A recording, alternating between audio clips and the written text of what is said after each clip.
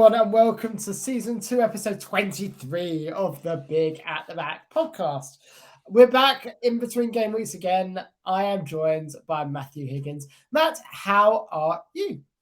I am pretty good, thanks. Yep, it's Wednesday night as we sat here. Man U about to kick off in the Carabao Cup, second leg against Nottingham Forest.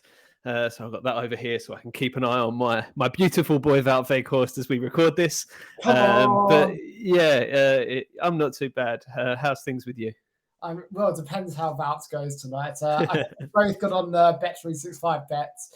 That's bet £10, return £20 of Weghorst to have a shot on target and Man U to win. So I think we're both very keen for that to happen. Can't wait for Weghorst to have a shot on target and Man U to lose. It would be classic, wouldn't it? So I know we did a podcast last week, but this time we're going to be getting a lot more specific. So some key topics we're going to cover in tonight's podcast that Matt has kindly sent over earlier. So the curious case of Joao Cancelo. Does Dyche make Everton a better FPL prospect? What one January signing would you bring into your FPL team? And of course, the big one, the triple captain debate, or as we discussed earlier, the chip strategy. I think ketchup and mayo are the way forward. Anything else is just trying to be overcomplicated. Oh, I don't know. I'm a big fan of Peronaise. Oh, just get out. Might as well adopt a northern accent as well. Whoa! What's Peronaise got? If I said gravy, that's too southern even for me. Oh right. I'm not dealing with that. What about gravy? Curry sauce. Now we're talking. God. Sausage, chips, and gravy as well. Oh, beautiful. Maybe I should do that. They'd love me up north. This is now a pure food-based podcast. So before we do jump into food and the glory that is chip butties as well, I think we should start with the big one, which is the triple captain debate. So, actually, let's ask this. What percentage chance is there that you use your triple captaincy chip this week? And what percentage is there next week? And what percentage is there that you hold the triple captainship? I would say I'm probably like 80% on triple captaincy this week, like 15% next week, and like 5% hold off and wait until later on because you just don't know what's going to be coming down the pipeline. Injuries are always a worry, especially as you get to that end of the season, as like European competitions kick back in and things like that. So I think, like I've said the last couple of times, strike while the iron's hot. Well, the fixtures are there and the players are in form. What about you? Yeah, I think I'm 75, 25, 0. I think you're right, because at the moment there's no Champions League fixtures. They will take place from, I think, March onwards again. So that makes the triple captaincy a lot more difficult with rotation. I think these next 2 weeks are the time to do it. Now that Rashford is on the bench, actually, I'm probably more like 90% this week, 10% next week, and it almost certainly will be going on Marcus Rashford, barring there isn't an injury of some kind or some dodgy team news right beforehand. What about if there's a Wout Weghorst hat-trick tonight? Will that sway you? No, it will not. I think Wout Weghorst actually makes Rashford a better FPL option, quite frankly, because of his movement, his being a nuisance around the box, whereas Martial was just absolutely useless. So I can really see myself putting the triple captaincy on Rashford for this week. 2 home games against relatively easy opponents. I think is Crystal Palace at home, and what was the other one? Leeds at home. Leeds at home. I mean, it's just a really, really tempting double. And in the past 4 or 5 years, we've had the joy of having Mo Salah with double game weeks, and it's the best player against the worst teams in double game weeks. It makes it really easy. But this year, Haaland probably isn't going to get a really nice double until later on in the season. And at that point, we don't know if he'll be playing both games. So I think you're right, strike while the iron's hot. It's the time to be using the triple captaincy, either in 22 on Rashford or Bruno, or in 23, where you would obviously go Haaland. Yeah, the thing with the 23 with Haaland is it's 2 trickier fixtures. Villa, obviously not a great side by any means, but have looked better under Emery. So don't get me wrong, City should still brush them aside, but we've said that a few times this season with City, and they've under-delivered. And then it's Arsenal away, which is obviously a very difficult game. And don't get me wrong, Haaland is obviously probably the best striker in the world. But I think with the Rashford in form, he's scored in like 9 of his last 10 games or something like that. It just makes sense, and I feel like this is going to be the big triple captaincy week of the season. Yeah, I totally agree. I also think as well for that City Arsenal game, Arsenal are playing a Saturday lunchtime in their game, whereas City are playing Sunday afternoon, and then against Villa. Then they play again on the Wednesday. Arsenal are going to have a day and a half extra to prepare for that game, which could be a factor and it could make a difference. And especially now that the transfer window is closed, I can't really see Pep necessarily going all out and playing Haaland for 90 minutes against Villa. If they go 1 or 2-0 up against Villa, Haaland's off at 60 minutes. So I think Rashford seems like the safer option for me right now. Yeah, I definitely agree. I wanted to get your take on this because I'm in sort of a dilemma on the back of this triple captaincy debate and talking about Man U this week. We spoke about this a little bit yesterday. So I've currently got 3 United assets, which are Shaw, Rashford, and Weghorst. The temptation is to try and get Bruno in for this double with the form that he's been in a little bit more recently. He seems to have picked his game up quite a bit since the World Cup break. So do I take a -4 to get Weghorst out? Probably for someone like Nketiah, and bring in Bruno for KDB for this week for the double. Now the question is, do I think Bruno outscores Weghorst by enough to make that -4 worthwhile? Now that's really difficult because it depends on what you want to do for 23 as well, because Manchester City have a double. Do you want to get KDB back for 23? Well, yeah, I think you'd have to, really, wouldn't you? I know Leeds, Man U have Leeds again in 23, so it's not exactly a tough fixture, but it would make sense to go back to KDB, who's got the double. But then in 23, you'd only have 2 United assets for that Leeds game as well, because you go back to KDB.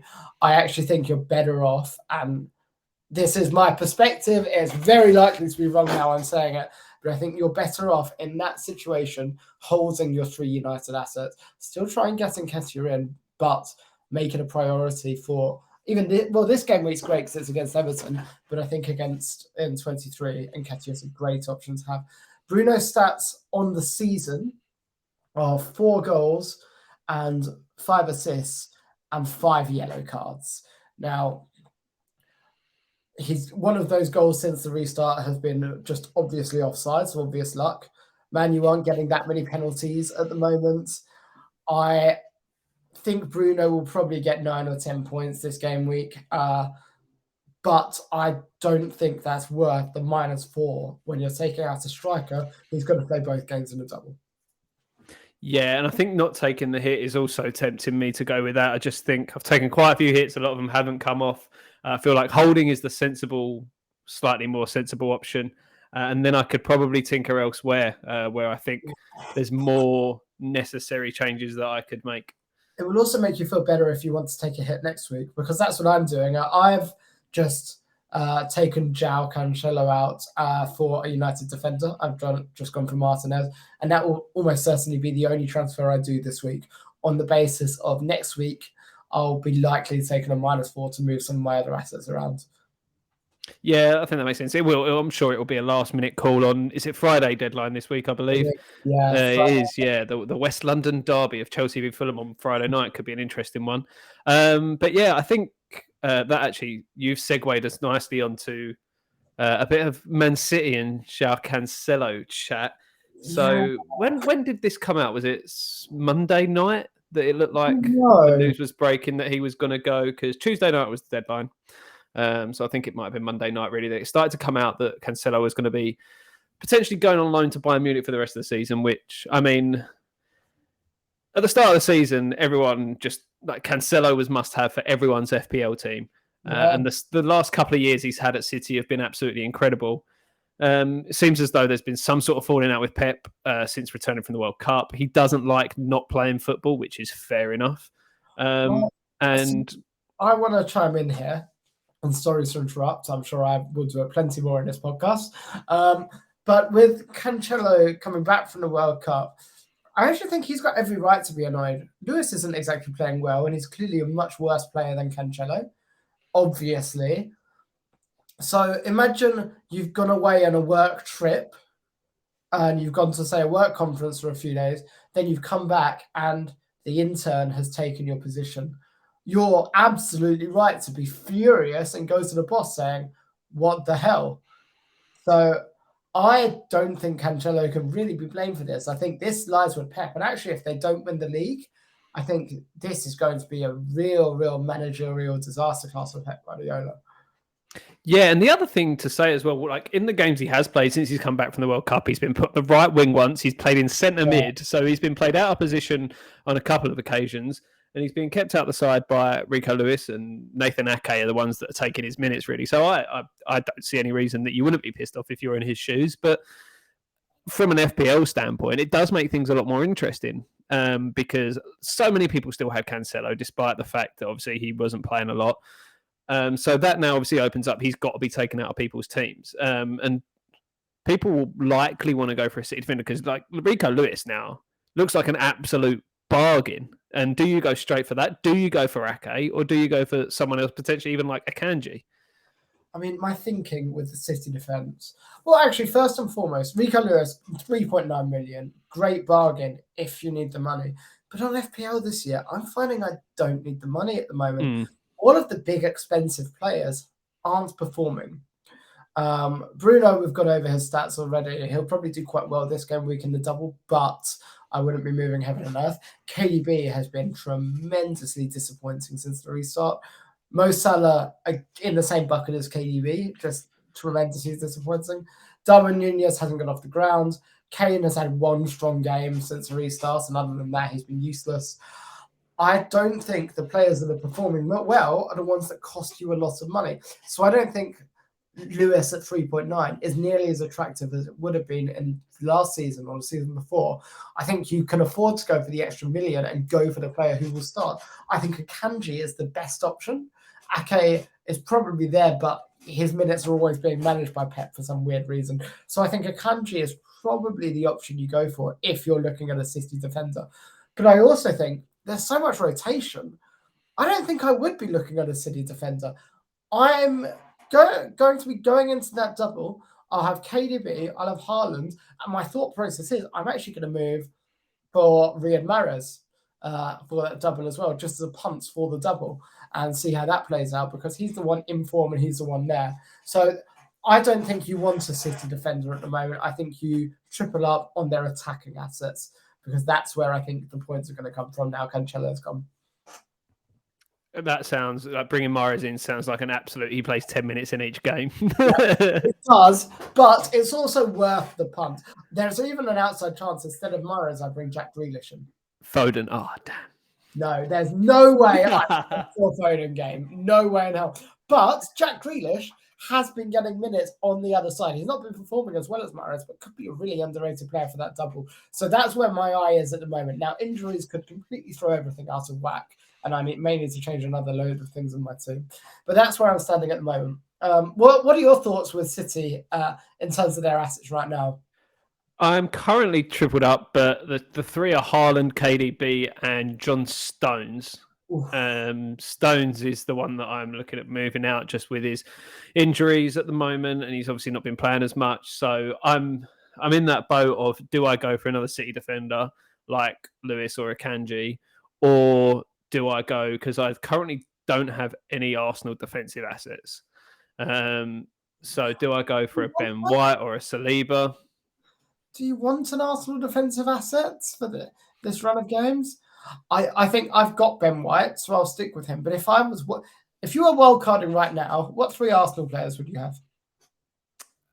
Ødegaard, would definitely be in there.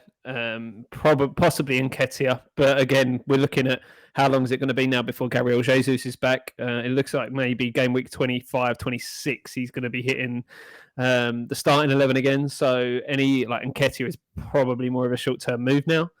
I do think, their next few games are Everton, which is obviously, we'll see what happens with them with Dyche coming in. We'll talk about that in a little bit.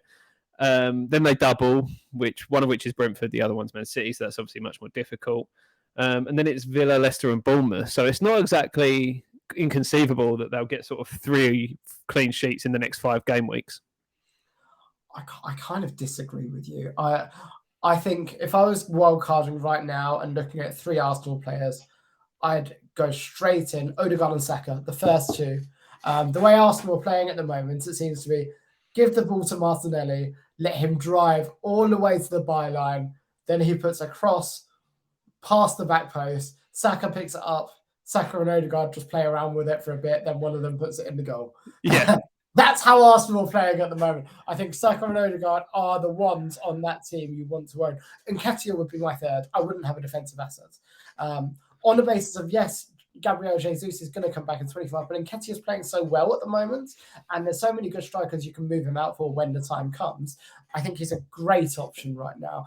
I am actually going to be likely next week moving Martinelli out to fund Nketiah and also to free up that midfield spot for Riyad Mahrez or Jack Grealish. That's my thought process at the moment. But I don't think I've got Ben White, but if I was wildcarding, I wouldn't be looking at them defensively. I'd be looking at them going forward.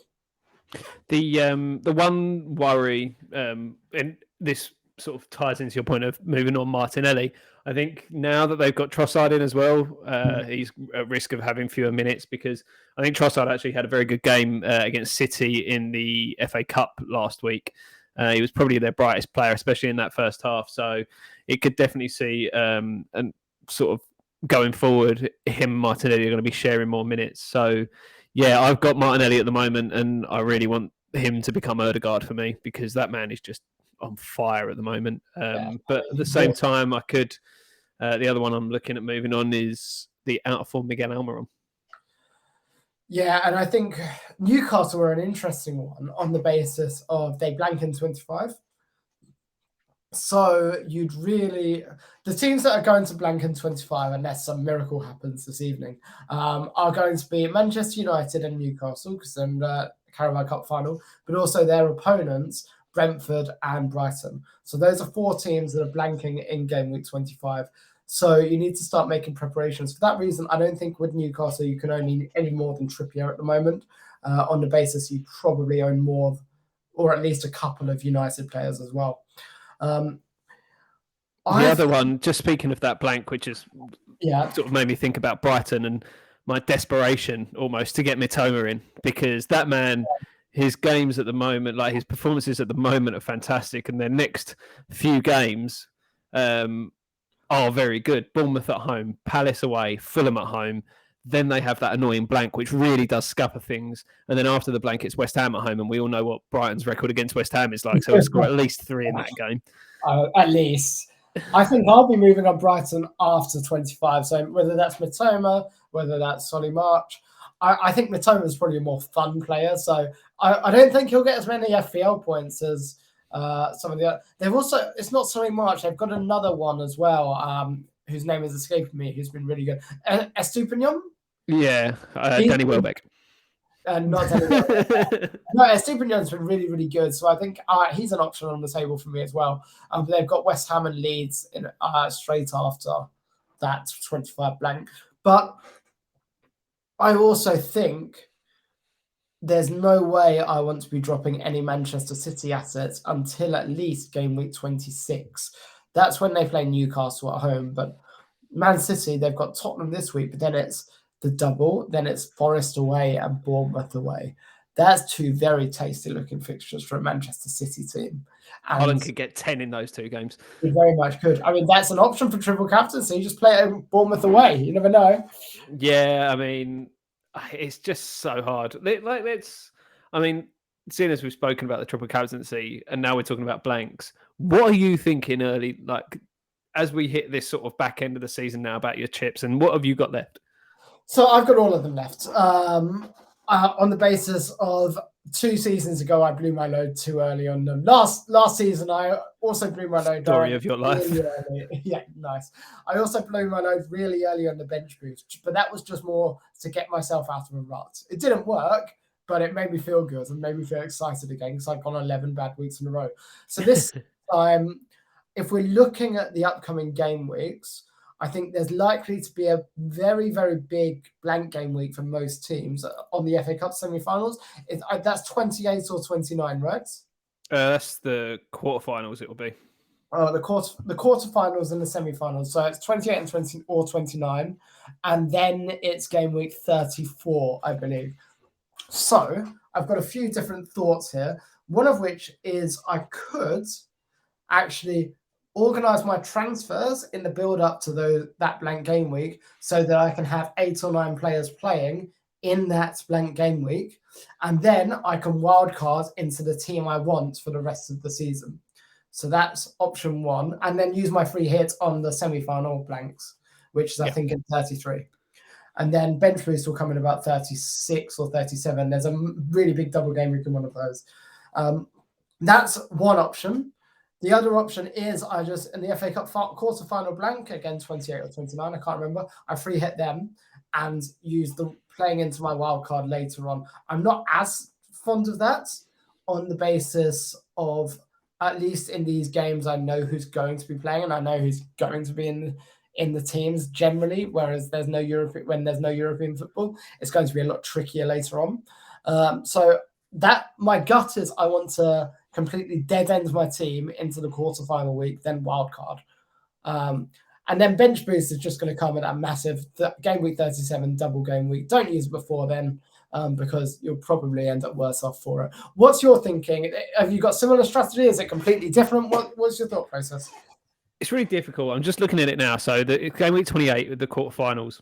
The teams that are definitely going to be playing are Arsenal and Crystal Palace, Aston Villa and Bournemouth, Chelsea and Everton, and then Nottingham Forest and Newcastle. So there's not a lot of teams there that people are heavily invested in at the moment. Obviously, there's Arsenal. Arsenal, I'll probably have 3. Newcastle, I can get up to 3. Aston Villa, I'm happy owning Ollie Watkins. Chelsea, I am happy investing in. I can get up to 8 or 9 from those teams really quite comfortably and quite easily with my transfers. But the issue is, if you're looking at them, you've got to remember that if you're looking at Newcastle, they blank between now and then. Yeah. So if you've got to think about when you're bringing these people in. So it's definitely doable. Liverpool and Fulham will be off if Fulham get through their replay against Sunderland and then they have Leeds in the next round. Wolves and Leeds are scheduled for that week. So that game, one of Wolves and Leeds and Liverpool and Fulham will go ahead, just based on Leeds having Fulham in the next round. Then a nice opportunity for Mo Salah to come back for 1 week as a punt. Yeah, definitely. Brentford v Leicester.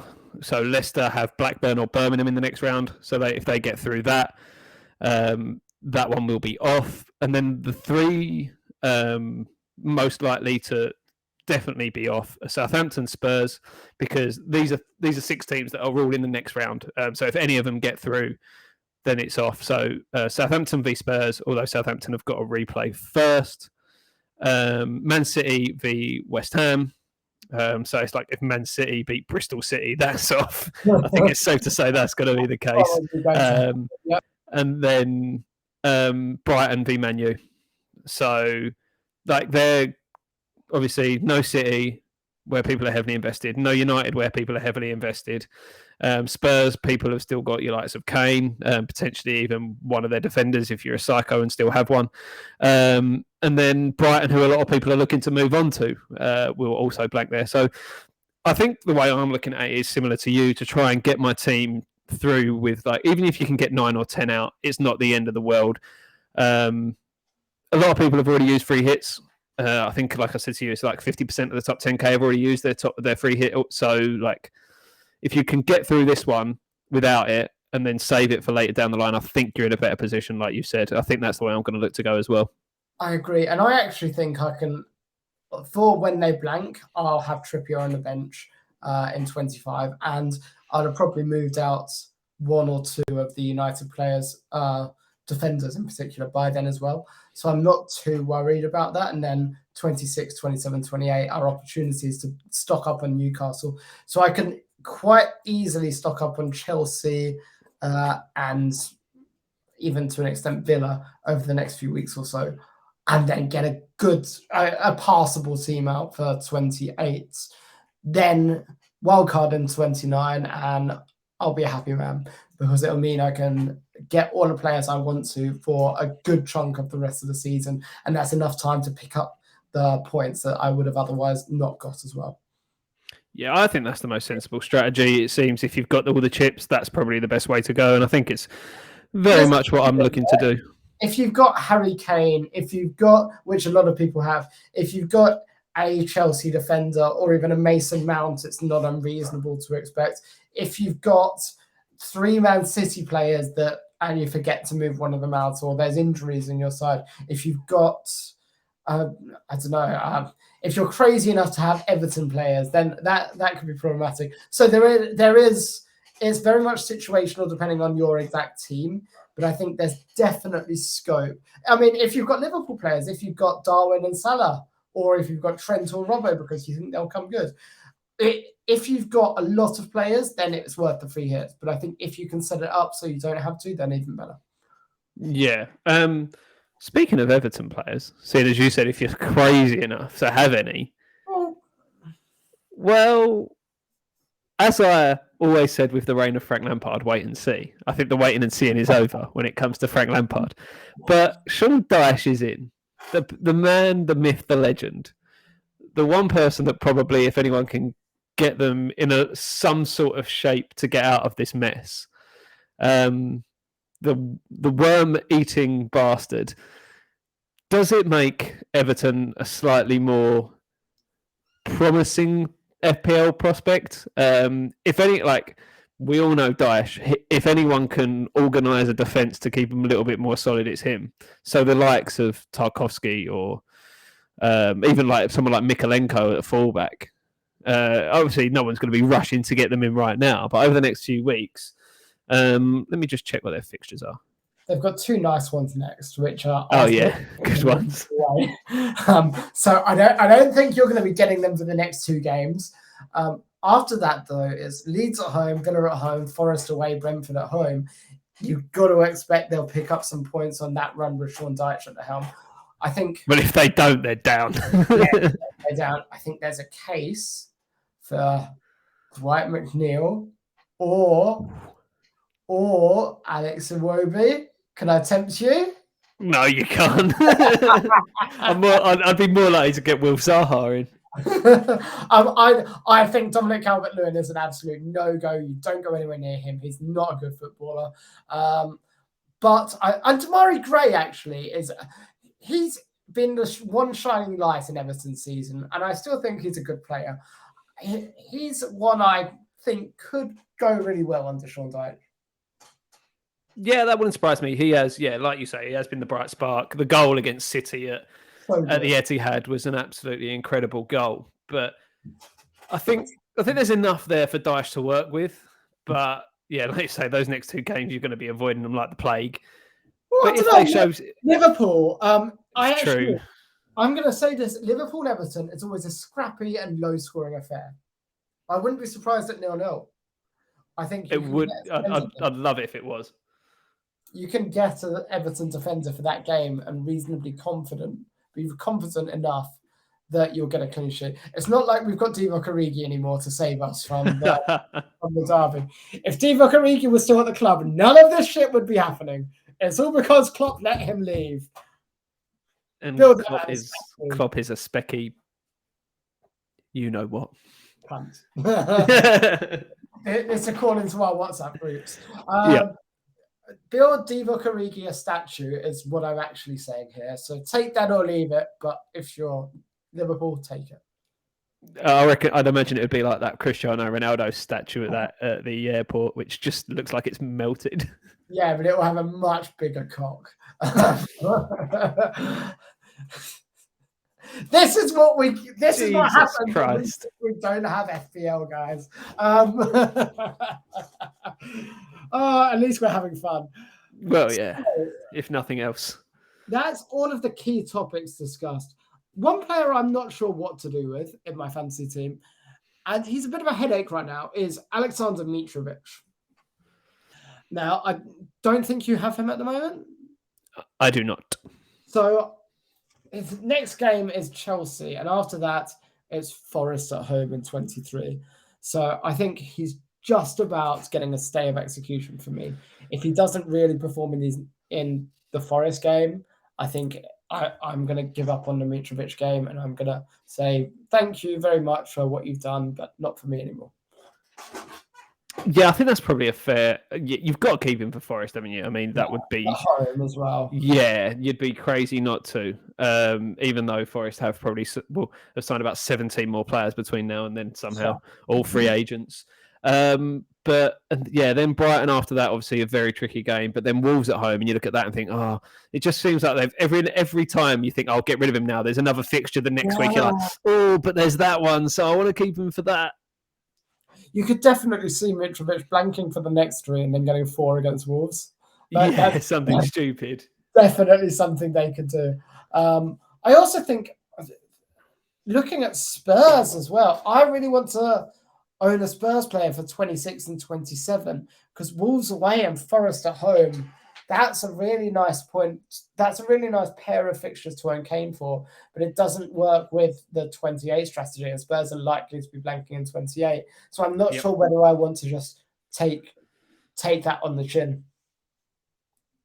Sound like your mum. Sorry. Why have we become so degenerative? Because we had a weekend of no Premier League football. This is what happens. This is your fault. I blame you.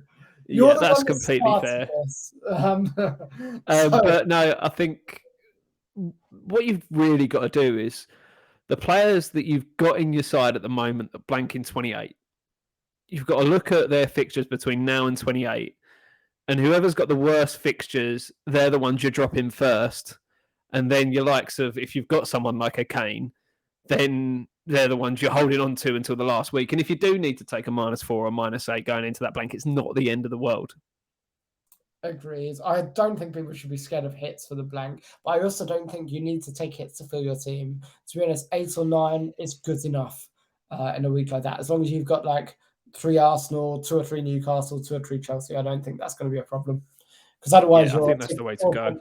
Taking 4-point hits for 2-point players, and especially if you're wildcarding afterwards, not really worth it. Yeah, no, that is a very sensible, which is very unlike you. But there we go. It's going to be a very tricky couple of weeks to sort of navigate. But if you get through it sort of unscathed, you can really reap the rewards down the line, I think. Yeah, and worth noting as well that after that, in game week 29,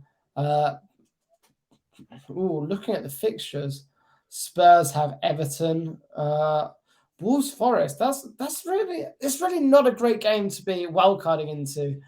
Maybe I hold off on wildcard in game week 30 because then I can actually get 3 City players again for when they play Southampton. I can get because that 29 you've got Man U against Everton, Man City, Liverpool. I think you can dead into game week 30 to be honest, based on this. But we'll wait and see how that plays out. We might get 20 injuries, but that's just what I own in the future. Yeah, there's a lot of football to be played between now and then.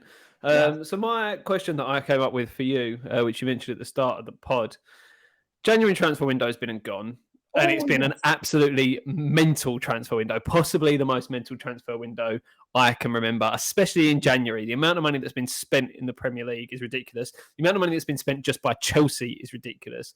They've passed £500 million since Todd Boehly took the helm before the last transfer window.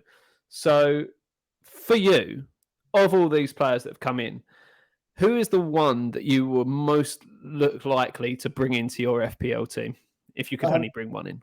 Mudryk. for Chelsea. I think he looks really good against Liverpool in the very short cameo he had. I also, actually, I'm going to say too, I think Joao Felix as well is worth a shout, because everyone has this thing about Joao Felix. The problem is he's a forward, which makes it a little more difficult. But I can see myself owning both Mudryk and Joao Felix for 28, for example.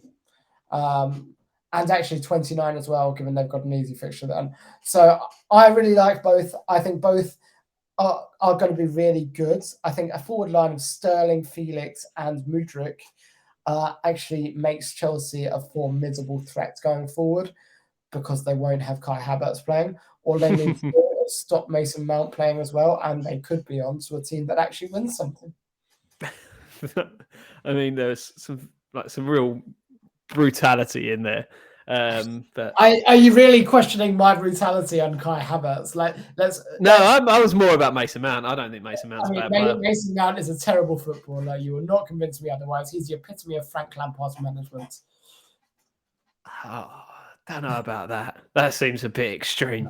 That might be a bit extreme. I might be going a little bit far. You started it. This is what no Premier League does. But I am not a fan of Mason Mount. If it makes you feel any better, we are just 48 hours away from the return of Premier League football. So, well, thank God. But that's my perspective. What about you? What's the one transferred in player you would be looking at? So one I was thinking of was Joao Felix as well. But I won't say that because you've said him. I do think in his debut he looked very good up until that red card. Yeah. But he's on his way back. So. Yeah. But like you say, the fact that he's a forward does make him a little bit harder to fit in when there's been actually quite a lot of good forward options so far this season. Yeah. Mudryk, again, another one I thought of. But the one that's coming to mind for me is Pedro Porro, who signed for Spurs. Coming as a fullback. Matt Doherty, gone. It all looked like he was going to go on loan to Atletico Madrid. And then all of a sudden, he'd signed. And then Spurs went, oh, yeah, and we've terminated his contract. So he's gone and signed there permanently, which took everyone by a bit of surprise. Wild. Absolutely but wild. I think Porro, like everyone said, obviously, fullbacks or wingbacks under Conte, they haven't performed to the best in the last... Well, they started the season fairly well, but then in the last sort of 6 or 7 weeks, basically since the return of the World Cup, they've been underwhelming. But I think if they can find their feet and if he can come in, I would imagine he's going to come into a starting berth in this team. Over Emerson Royale? Yeah, that's what I'm thinking. So he's one that I would definitely be keeping an eye on. 5 million. So close, Weghorst. Oh no. Cross came in and the keeper just intercepted it. It was going to be a tap in for him. Pedro Porro, 5 million in FPL. Could be a hidden gem there, especially for those 2 games before the blank in 28. If you're looking to free hits in 28, that could be a really nice option. Yeah, definitely. He's my pick. But like I said, there's been so many transfers. The one that's really sort of blew me away is Keylor Navas going to Nottingham Forest, 3-time Champions League winner, rocking up at the City ground because Dean Henderson's out for like a month. He wanted to go to Hooters. That's it. You can't blame him. Yeah, you can't blame him at all. We've been to that Hooters. We loved it there. Great day. Yeah, what a day. So I think there is... Man U has signed a really good midfielder as well, haven't they, from Bayern? Marcel Sabitzer. Yeah. He's not a starting player for Bayern, but he's played 24 times this season, so he's there or thereabouts, and he's really good cover while Eriksen's injured. He could be really, really good for them over the coming months or so. Not really an FPL asset, but actually I think he could make Bruno a bit better. Not that I'll be owning Bruno, just on principle, but... No, I agree. He's more of that Eriksen mould. He can get attacks started rather than... Because if it was a midfield 2 of Fred and Casemiro or McTominay and Casemiro or something like that, it feels like there's no real creativity in there. So Bruno will come deeper to try and make more things happen. Whereas Sabitzer, I think, is slightly more in that Eriksen role, and he's more likely to make things happen for them. So, yeah, he's probably a good signing for United and a good signing if you've got United assets in FPL. Do you think that makes Bruno worse for the double game week? Because the bits of when come straight in. So I think Bruno will have to drop deeper to start the attacks. I think if I was just using the captain's armband, I'd be tempted to go Bruno as a bit of a differential. But if I don't think it's on the table for a triple captain personally, I think you go Rashford every time at the moment. Yeah, I think it's just the Occam's razor, isn't it? The most obvious answer is usually the right one, and that is Rashford. Yeah. Awesome. Well, that's all of the questions answered. I think we've done that quite well in 40 minutes. Guys, we're going to be probably live tweeting angrily all weekend. You can find us on Twitter at @BigAtTheBack. Yeah, you can find me on Twitter at Higgins92 and Tom is at TomMadden92. If you want to hear my thoughts, as always, on all things West Ham, you can listen to me on the Pretty Bubbles podcast. We've won 2 games in a row. One was the FA Cup, but we'll forget about that against lower league side. 2 games in a row, 2 clean sheets in a row. Things are looking up, and we've got a really easy game this weekend. Who have you got again? Newcastle. Oof. But they conceded. They conceded a goal, and we've scored goals. And Bruno Guimaraes is going to be suspended because he got sent off last night. This is just you grasping at the smallest straws you possibly. Yes, we've got no chance. On that positive, cheerful, happy note, we are going to take over.